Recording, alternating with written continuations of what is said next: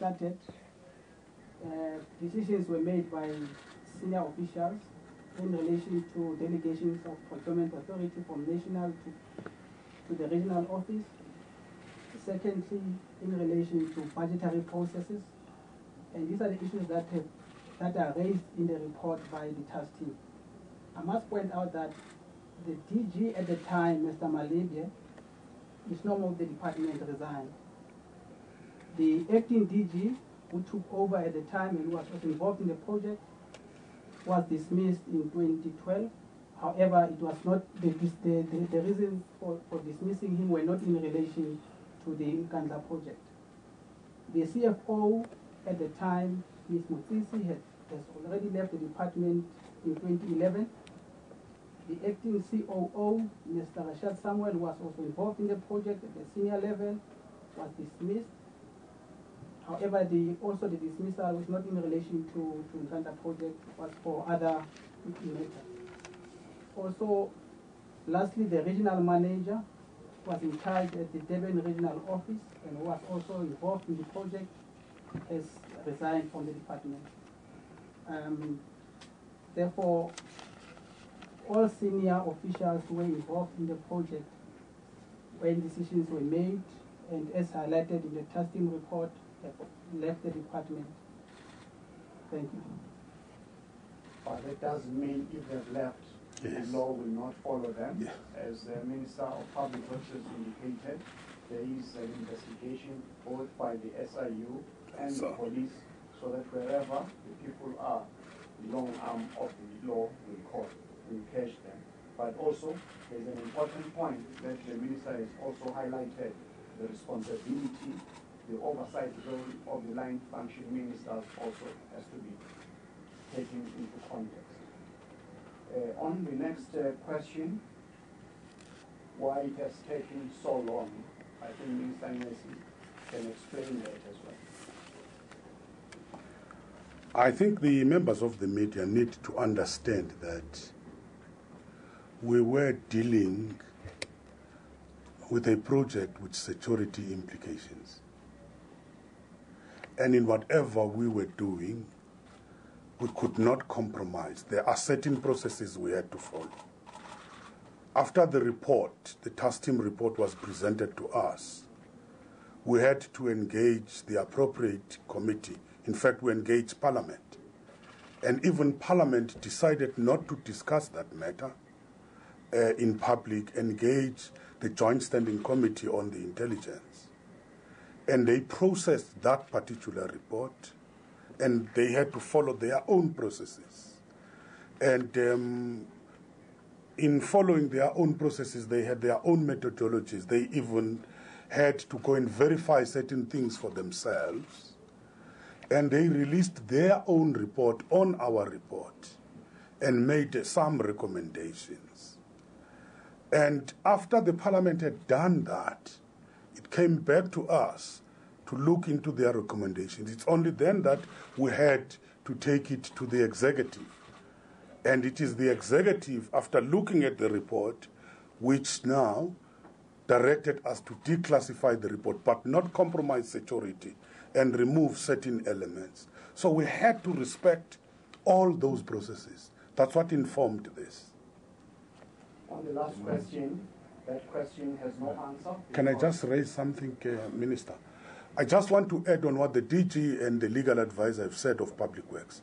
The names of all the officials who are implicated in the project and even companies are available in full in the report which you are going to get from the website. Thank you. The last question, there is no answer there because we don't have the report of the public protector, so we may not know whether the findings are contradictory or not. Can we go to Cape Town? Yes, Minister, we've got 3 hands. In Cape Town, we'll start with James, Paul, and the last one will be Jan. Thank you. Ministers, good morning. James Stein from Beeld newspaper. I'm sorry, Minister Khadebe, but you did say that you will allow all questions, so I do have a list. Just first is a clarity issue. The 135 million recurring cost. I just want to confirm from the DG of Public Works, he said that that is going to be a recurring cost, the 135 million. That's what we heard on the side. I just wanted to clarify that. If not, what is well, I suppose that there's, yeah, just to clarify that. Then, ministers, I'd like to get your thoughts on issues that haven't been raised in today's statement. The paving at Nkandla, why did government pay for that? The AstroTurf field, could you confirm that there is an AstroTurf field? If so, what is the security related issues to that? The air conditioners at the President's homes, could you confirm that government paid for that, or not? If government did, how is that security related? Then, ministers, I don't know who to direct the question to, possibly Minister Ndesi. When did President Jacob Zuma know about the extent of the upgrades at his homestead? When would you say did he know? Did you question him about it? When did he fully understand the implications, the costs, the implications of upgrading the homestead? That's just the date. And related to that, previous Minister Gwen Nkandla, did your task team question her as to her involvement? She stated she wrote a letter to President Zuma in 2009 that she stated she sent to him. Did you question that? Did you ask the President about that? He did deny it in Parliament, but I'd just like to know if you followed that matter up. Is Ms. Nkandla being investigated by the SIU and the police at the moment, as she was clearly involved for quite some time? I have a last question to General Ramlakan. Sir, regarding the health clinic, was that clinic ever going to be used by the community initially? Is that clinic going to be accessible by the community when it is completed? If it was never meant to be used by the community, when did that change? If you could just comment on that, please. Thank you. Okay, we'll go to Paul. Morning, Ministers. Paul Vecchiato, Business Day. 2 questions, please. First of all, can you detail, you mentioned 3 attacks on President Zuma's homestead. Can you just tell us when those happened? And any indication of any current security threats? No specifics, just if you believe there is one. And then secondly, this is a very, very impressive security upgrade, including the relocation of families.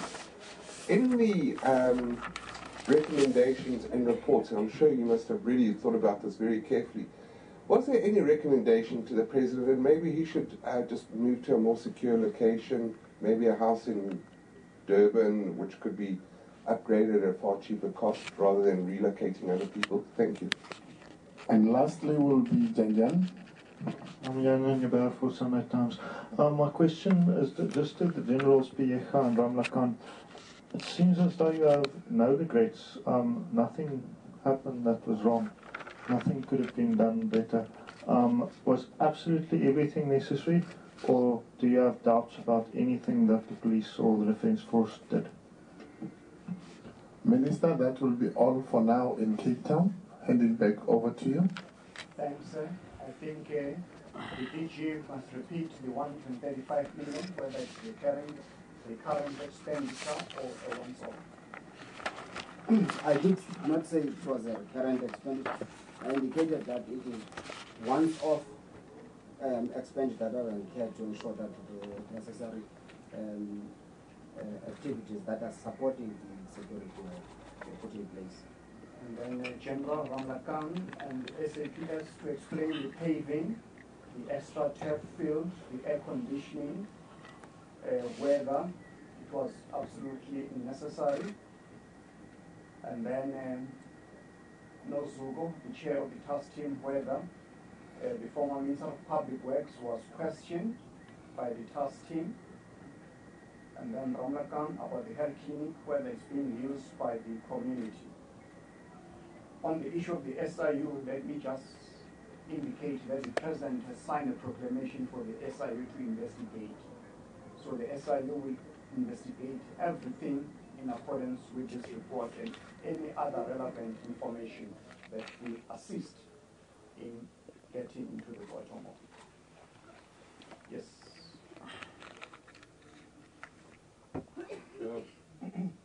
I think we'll start with those aspects that affect the SANDF, and clearly you see in any security assessment we work very closely with the South African Police Service, so where I am outside my boundaries, you will please forgive me. With regard to the paving refers to an access road.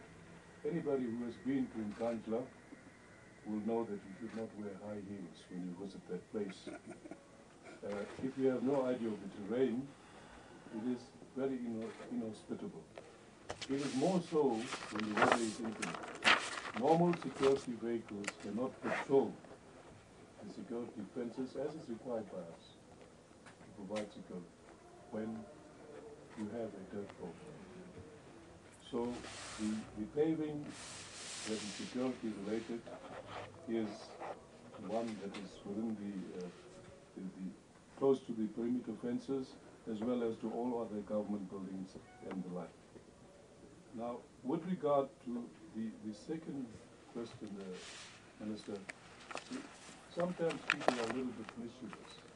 They have included this AstroTurf field as part of government property, when it is not.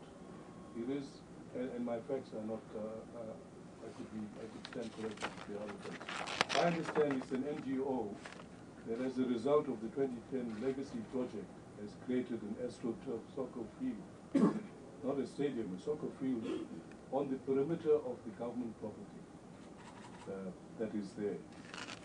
With regard to the air conditioners, anybody who has had to be within bulletproof windows will know that those windows cannot easily be opened, and then would require that a proper air conditioning system be installed. But I think I'll defer to my police colleague, with more details. Minister, I don't know whether you would want me to answer the issue of the health clinic now, or should we not? Yes. Okay. Now, I have in front of me a report dated the 6th of November 2013 from the Department of Health, Province of Kwazulu Natal. And in it, and I'm referring to this because the clinic has entered public discourse in a very interesting way. When we did our review, when the President was appointed, as a Department of Defense, we submitted our requirements for Nkandla, for King's House, for the Union Buildings, the Royal House there, and for Nkandla, as part of a general review of the facilities that are required in terms of Treasury instruction, dated something 1995, repeated, in which we are tasked with the responsibility of taking care of the President.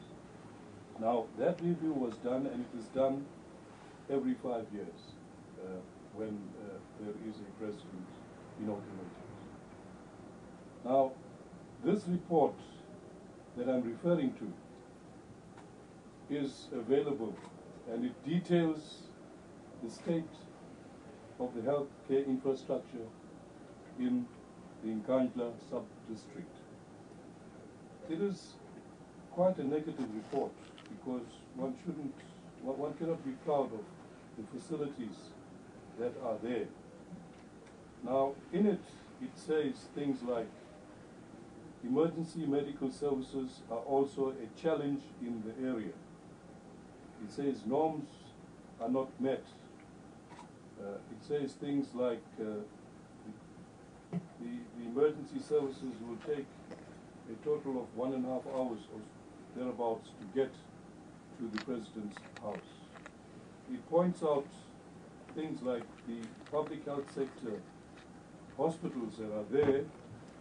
For instance, for example, the male ward at Nkandla is only 19 usable beds.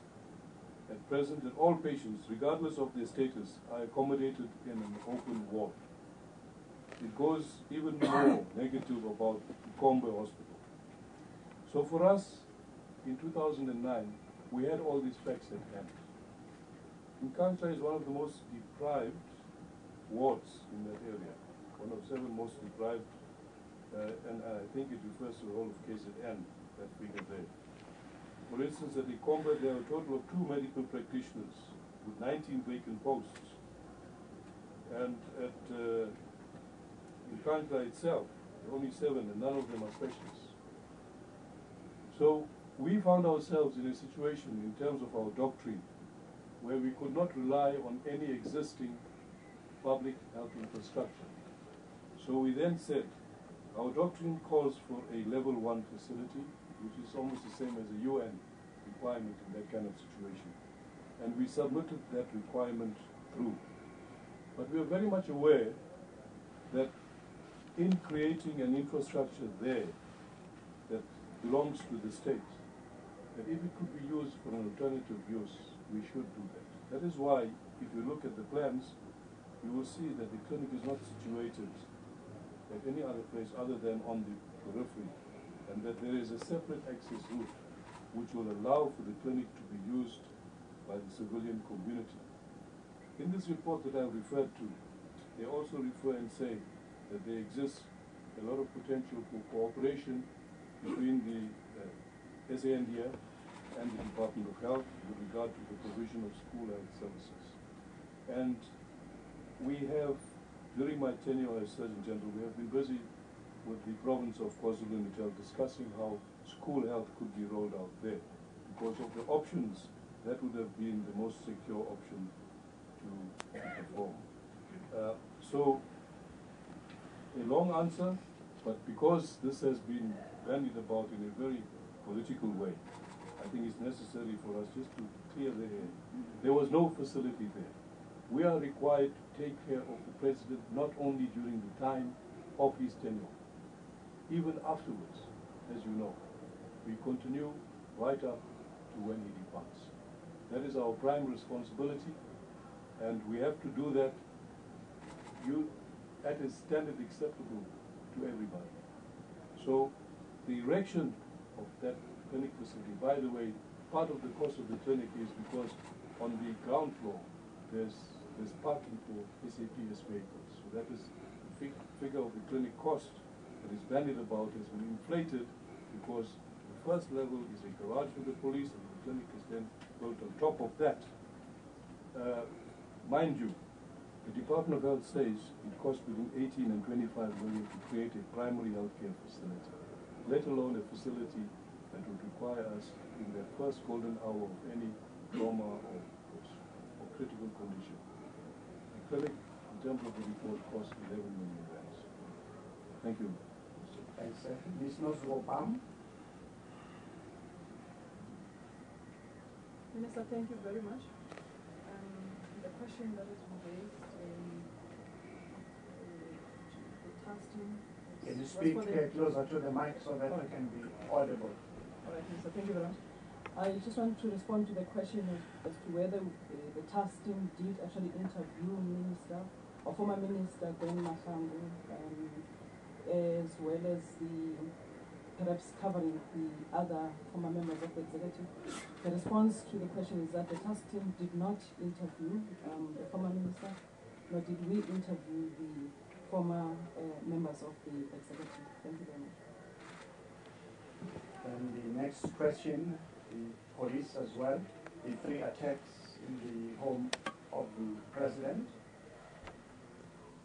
or whether there was any thought of the residents being moved from Nkandla. Thank you, Minister. On the attacks, there are 3, 2 of arson, and 1 where the wife of the president was assaulted and her house burgled into. We can be able to give dates. We didn't bring the dates here, but there are those 3 cases that we are aware of. And you also asked the issue around the relocation. The relocation of families have already been explained. It was important for us to get them out of the high security area because of the fence and all the other issues that we have mentioned already.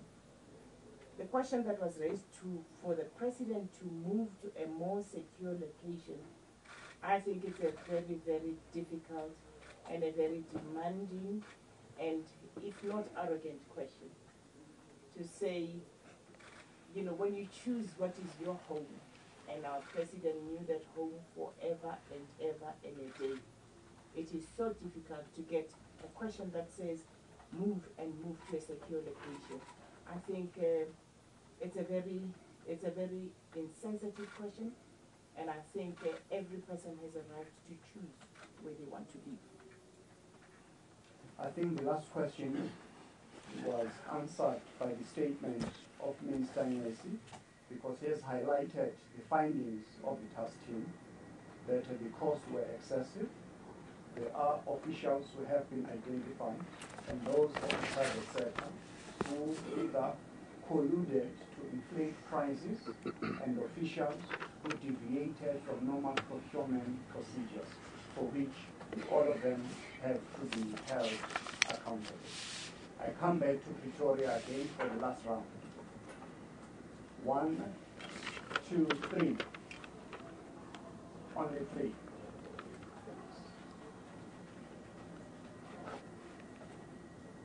Yes, sir. Looks like William Ball.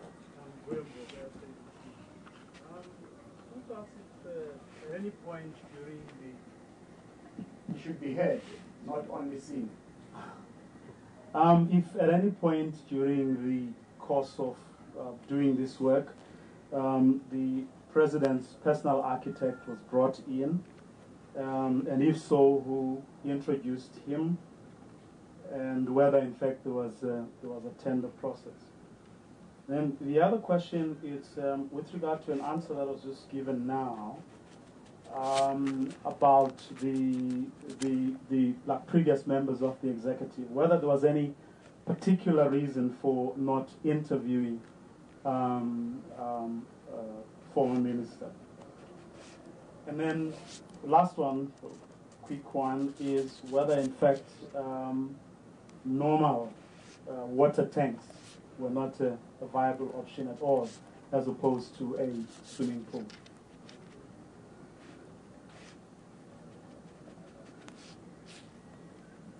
Number 2. Colin Mbanga from the City Press newspaper.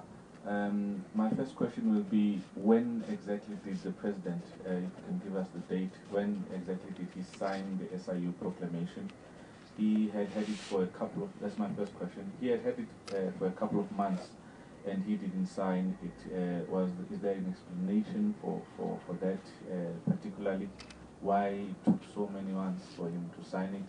And lastly, what are the terms of reference? I'm looking for a reference to allegations that point to him, that in his knowledge and involvement in whatever construction and costs to the security upgrades to his private residence. Thank you. Last. Alvin Simpia again here from Power FM. Commissioner, just on the questions of the attacks at Nkandla, can you indicate whether these attacks took place before the president was inaugurated, as well as the question of the investigation that I asked earlier on? I still don't get, I still don't understand why it took so long to investigate people whom the Department of Public Works says there have been some irregularities that have been found against them. Why is it taking an entire year?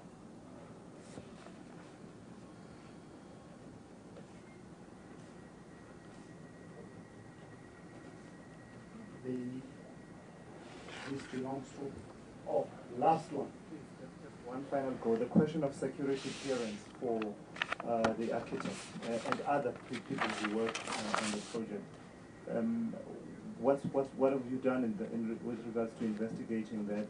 And did he have security clearance? And why was this allowed if he didn't have it? The very, very last. Thank you so much, Minister. Just a simple question maybe to the officials here. How does one get water out of a fire pool to fight a fire?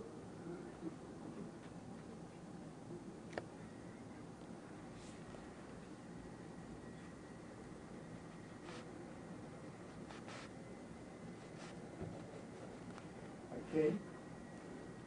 I think this first one belongs to Public Works, whether there was any tender procedure, not only Public Works, but also the task team to expand on those procurement irregularities that have been established by the task team, but have started with Public Works and then expand. And then also to deal with the issue, why was there any specific reason in this farm that the former ministers were not interviewed? If so, if not, what was the way of dealing with the information that they had? Mr. Masilo. Thank you, Minister. On the question of the appointment of the architect is concerned, the evidence presented to the task team is that before the president was inaugurated, the Zuma family had already started with the expansion of the homestead. That means they had already started erecting 3 houses. And the architect was already on site and the contractor. Now in 2009, after the inauguration, a decision was taken by officials of Public Works that the existing architect and the contractor must be appointed as they are already on site. And the other reason was that because there are no security issues in relation to them.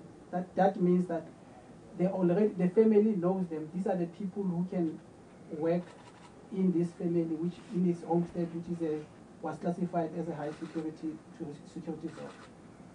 As far as the tender is concerned, also the task team found that there were no open tender processes that were followed to appoint service providers. Not only the architect and the contractor, many other service providers.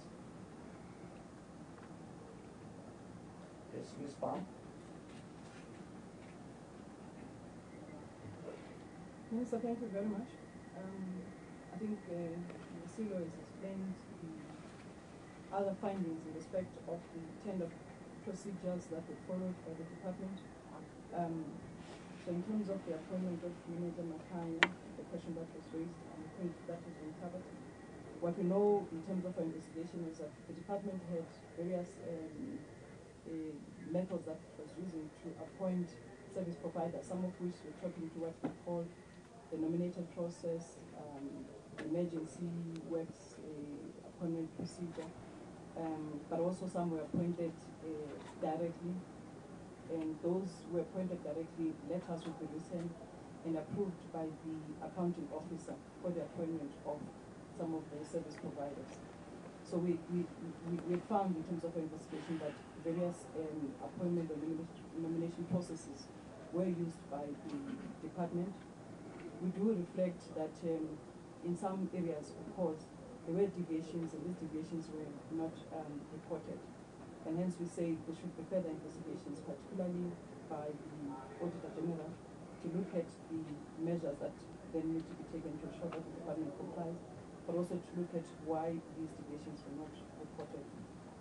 The question in terms of the reasons why we do not interview the former members of the executive, of course, when we look at our terms of reference, we have to really ensure that we adhere to the key focus areas of our investigations, which are clearly outlined in terms of our terms of reference. However, of course, in our investigation, we did come across certain instances where those that we interviewed would refer to engagements that had taken place with some of the former ministers, and we are saying that those matters will be covered when we deal with the further investigations on the matter. And those investigations are the investigations that will be conducted, of course, by the SIU, but also the matter that will be dealt with by the Office of Thank you very much. This recurring question, why water tanks? Why not water tanks instead of a pool? That can be a reiteration of the rationale. Minister, I'll start on that one, and I think my colleagues will then come into that matter. I think what should be appreciated is when Nkandla. The report, the explanatory note, does tell the reader that it's an area that does not have running water. And with the increased capacity of the deployment of SABs, the deployment of defense, and other activities that are taking place in that high security area, it became very clear that the small tanks that we were having to provide water facilities in that area were not coping. We have also indicated, and I think in the statement that was being read by the minister, that the roofing of most of those houses are thatched, and those houses are very close to each other. And for those who grew up in the rural areas, there are no fire, what we call them, fire extinguishers and fire brigades in those areas. The best we know is to take a bucket, dip it in water, and throw it onto the fire. So it was important for us to create sufficient capacity of water to be available to deal with those security impediments that we had already identified in our assessment. I think it's important for people to understand and take the topographical and geographical context and the location of Nkandla where it is. It doesn't have the amenities that we normally take for granted as a nation. Ramlakan? I just want to add this to what the General has said. The use of the term swimming pool came a little later in the project. Initially, the demands were for water reservoir firefighting. And as an interim measure, the Air Force provided a fire truck and a fully trained set of personnel to operate them during certain times. So a request for firefighting capabilities to be able to extinguish fires, which included both lightning protection and to put out fires as they arose, was made to engineers. Engineers then introduced this whole concept of a swimming pool and a large reservoir at the back. We're talking about firefighting not for the president's houses alone. We're talking about firefighting for the entire number of buildings. About 27 or 28 belong to the state, which are in that famous picture that's over on one side. But most of the other buildings that needed to have fire protection on the other side as well. So what I'm saying is that a request for a firefighting capability was translated by engineers employed by Public Works into the things that you find there. So if we're looking for somebody to answer that question directly, why did they do that? You need to talk to the engineers. So this was all those things that are there was as a result of engineers' demands construction. Next question. Minister, can I just add, maybe for those that are listening, I just want to say, at the beginning, the police had to take a tank to fetch water, drinking water, for them to be able to work. That is how dire the situation was, and why we had to do some of the things that we did.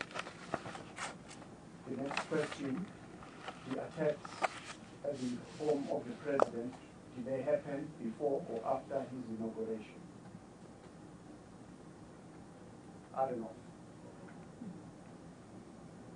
Minister, one of the attacks actually appeared when President Zuma was the then deputy president. I can't remember all the details of the other times. For those who are more interested, the National Commissioner has even case numbers of cases that were opened in regard to that. Security clearance for projects, Minister Kwele.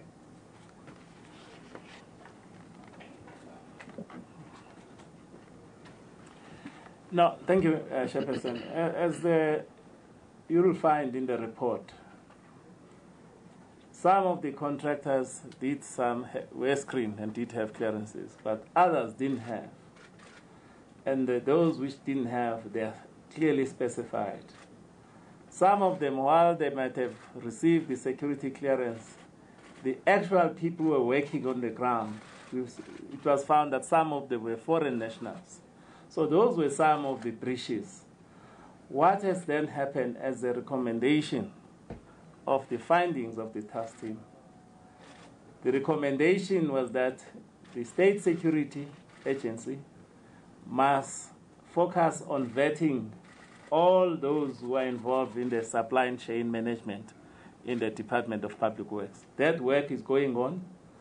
I cannot tell, but I know most of them now, those who are existing there, they are being vetted, and they have been vetted. We're also required to look at the management of information because of the sensitive nature of the project, of the information around this project. That work is being undertaken. We're working with Public Works, and we'll be able to give progress report as we go on. So in short, not all prescript of ensuring that people who work under sensitive projects must be cleared was followed. That has been said, and we said so also in January. Thank you. Thanks. And then I think Minister has explained why it has taken so long for things to happen as they are happening now. As we indicated as well in the statement, the President has signed a proclamation for the SIU, and the head of SIU, Vasoni, is seized with this matter. Last round in Cape Town. Yes, Minister, we've got 2 questions. I'll start with, 3 of them. I'll start with James, you follow, and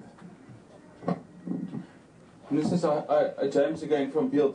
I have a few questions. Again, I apologize, but just a few is follow-up questions to some questions that weren't answered. The first question that I asked was, when did President Zuma know about the extent and the cost of this project? There were indications that Minister Nkandla, at the very least, informed you in 2009. So if you could give us an idea, when did the President know of the extent and the cost of this project, please? The second question is another follow-up to General Ramlakan. When can the community use and access the clinic? Do they have full accessibility from today? Is the clinic complete at the moment? And do they have full accessibility from today? And what will be the running cost for the Department of Defense for that clinic going forward? Another question, and I don't know who to refer this to. I assume it would be to General Ramlakan as well, perhaps to Commissioner Biecha.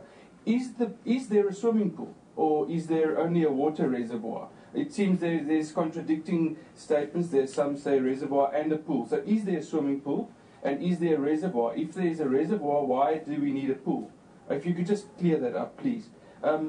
Minister Nesi, a question for you, please. When did the audit? When did you contact the Auditor General to start investigating and do an audit on this project? Could you just clarify this for us, please? Because I spoke to the Auditor General. I have a statement just released yesterday saying that they've never been requested to do so. Yet, Minister, you yourself said in a parliamentary question and answer that this has been done. Would you just please be able to clarify that? When did you request the Auditor General to do a special audit? I have another question. I think it wasn't answered. When was the SIU, when did President Zuma sign the authorization for the SIU to investigate? And then just a last question, Minister Kwele. It's just again for some clarity, I suppose. I understand that government has taken 2 to 3 years assessing the security risks, the threats around Nkandla, and that you've now come up with all of these measures to protect the President. I'd like to understand, given the situation that we had at Marikana, do you have to be the President of the country to get certain assessments, or are the similar assessments done across the country for every citizen of this country? And if so, how does government respond to those assessments? Please, thank you. Hilda Issa from De Burger. Just a short question. Can you please tell us or give us an indication of when the review of the Ministerial Handbook will be completed? And what is the delay in this regard, please? The last one will go to Gay Davis, the President. Thanks, Gabe Davis, Independent Eyewitness News. Has the Auditor General agreed to carry out this investigation? My understanding is that his office doesn't investigate fraud as a rule. And the terms of reference of the report, according to the Joint Standing Committee on Intelligence's report released last month, after they considered this task team report, they spell out the terms of reference of the task team as focusing quite a lot on the chronology and process of declaring Nkandla as a national key point, and the legal, procedural, and other steps that govern that. The recommendation of the Joint Standing Committee on Intelligence is that the law relating to the national key points be reviewed. What is the position on that, please? And yeah, I'll leave it at that. Thanks. Just to follow up, Minister, last one, and that will be the end on this round from Cape Town. That one is from James. Terribly sorry, Ministers. James again. I just slipped my mind. Are there any of the engineers in the room that side that we could direct some questions to? We were told at the very beginning that they are there. Are they there? Could we ask them? Could we ask them some questions? And Minister Kadebe, perhaps just a very final one for you as well, since you've done a great job administering the questions, but perhaps one for yourself as well. Surely the ministers in a department are the final authorities responsible for their officials. And we've been given names of several officials in the Department of Public Works. But would you agree, sir, yes or no, that the ministers are finally the final authority, and that therefore there should at the very least have been an interview done with the previous ministers in the Department of Public Works? Thank you very much. That will be all, Minister, from our side in Cape Town. Thank you. It's all for everybody, both Cape Town and Pretoria. So no more questions. We cannot be here the whole day. The first question, did the President know about the cost? Does anybody know the answer? Yes. Minister Messi will answer that question. No. The President cannot know about the costs. Those are the issues of the implementation. In fact, in our statement, we've indicated that it's not even a request by the President. It's just an obligation from the various departments. So the President, there was no way that would be told about the cost of the project. The President can just be briefed that we are doing security upgrades, would not even get the details of that. Thank you. Ramlakan, is the community allowed to use the clinic? Is it complete? What are the running costs for the Department of Defense? I think before I answer that question directly, let me say that the Department of Defense budget can only be used on what we call approved clientele. We do not have funds to expend on the community generally. We have funds for Defense Force personnel and all other approved clientele. And we can expend it on the President as the Commander-in-Chief of the Defense Force as well. So you must be aware that we cannot now take a unilateral decision as a Department of Defense and Military Veterans that we are now going to expend what Parliament has allocated to us on the community. However, with intergovernmental integration and intersectoral cooperation, we have started that process of looking to see how the community can benefit from the collateral utility. The present situation is that the clinic level 1 facility has been fully constructed. It has not yet been fully equipped, so that means that it's not yet been fully commissioned.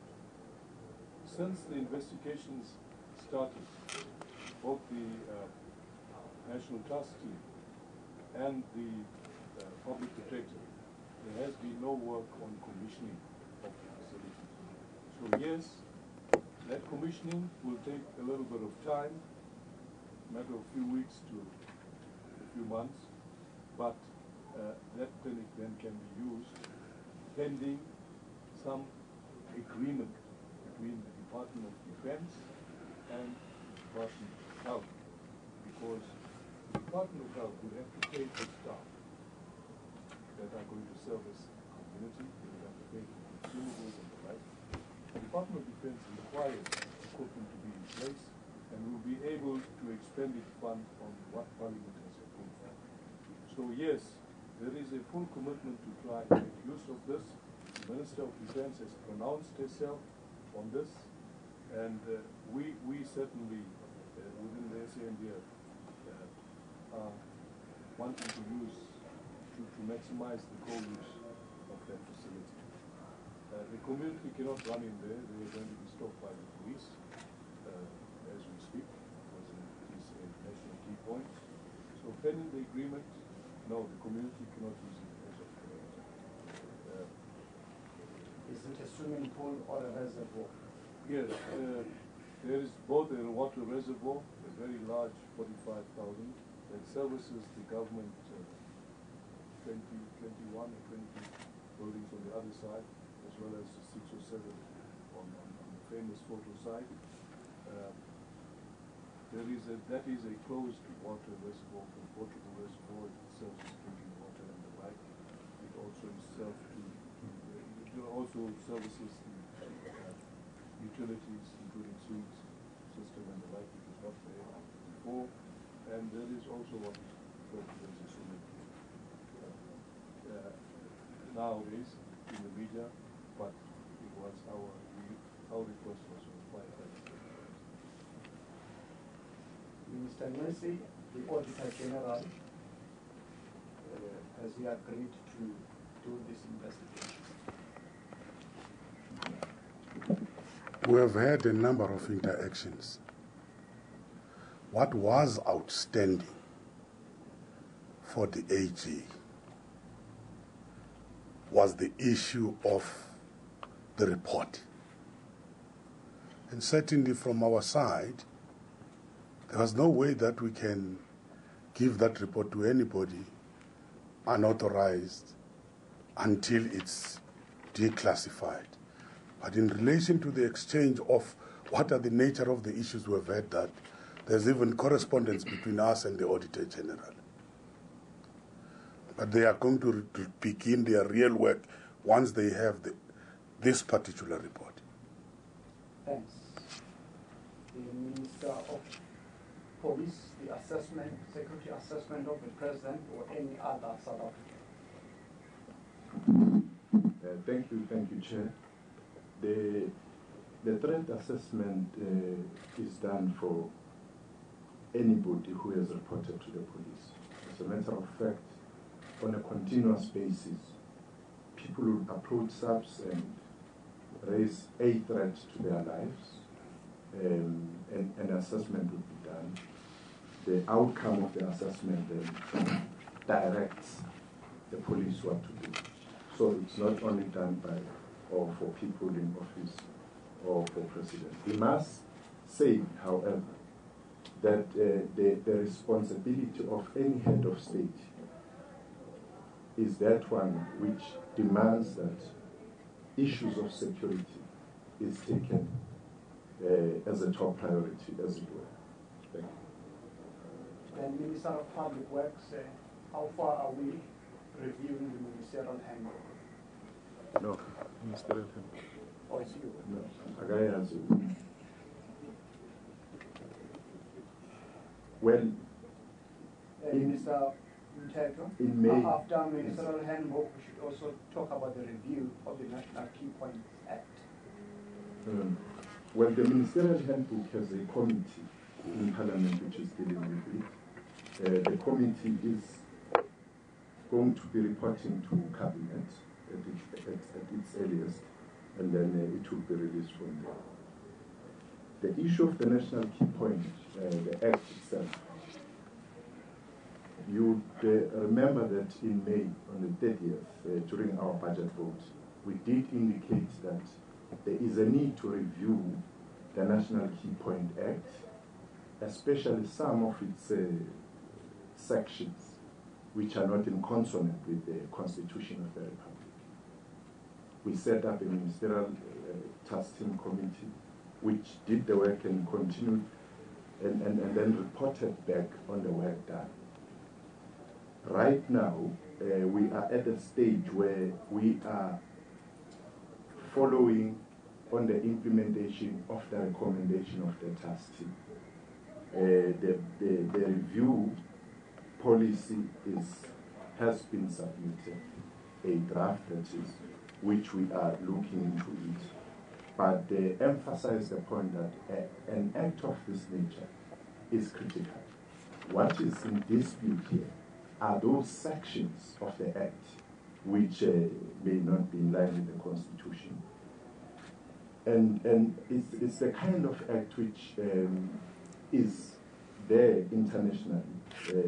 Instead of referring it to as national key point, it's mostly referred to as an act for critical infrastructure globally. So the act itself, its essence, its tasks will always be there, but with this current act, there are things which are being reviewed and are going to be changed. Thank you. And lastly, there are no engineers who were in this project who are present at this press conference. Is that correct? Yeah. They are not here. Lastly, we have answered this question many times. The President has signed the proclamation. The head of the SIU is seized with the matter as we speak. People will see the government gazette sometime today. Last question. In the statement, indicates very clearly that the Ministers of Public Works, Police and Defense take full responsibility for this project. This is part of the oversight responsibility of all cabinet ministers without any exception. So even in this case, it has been clearly indicated. Thanks for attending this press conference. It has now ended. Thank you, Puga. Thank you.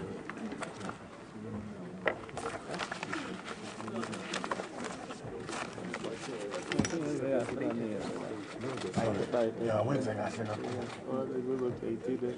Yeah.